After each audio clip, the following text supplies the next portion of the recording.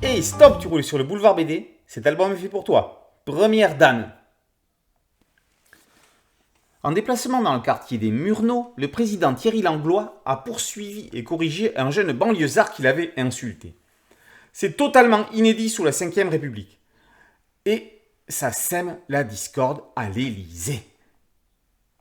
Si pour certains, la réaction donne à la présidence une image virile et volontaire, avec un chef de l'État courageux qui va au charbon et ne redoute pas le contact avec le public, pour le secrétaire général de l'Élysée, ami de 30 ans du président, à 1 an du renouvellement du mandat, l'image renvoyée est catastrophique. Langlois venait de montrer qu'il était incapable de maîtriser ses nerfs. Pendant ce temps, l'ex-épouse du premier homme du pays s'apprête à publier ses mémoires. Un brûlot qui risque de faire du bruit, sans compter qu'elle s'affiche en musclée compagnie en couverture de journaux à scandale. L'Élysée va devoir préparer sa défense. C'est Xavier de Fursac, grand communicant du faubourg Saint-Honoré, qui échafaude une stratégie.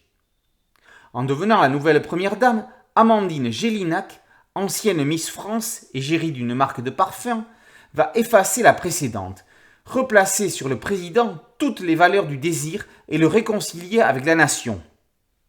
Ce dernier n'est pas convaincu, mais lorsque sa mère va lui intimer l'ordre de redorer son blason, le petit garçon de sa maman va devoir se faire à l'idée.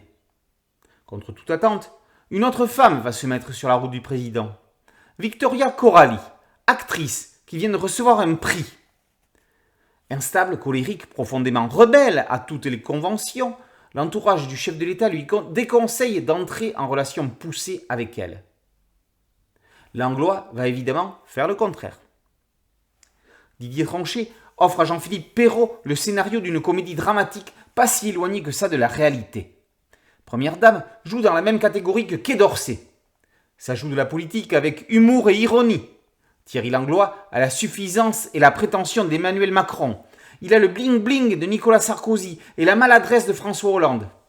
Tronchet a synthétisé les 3 derniers présidents de la République française dans ce type dégingandé.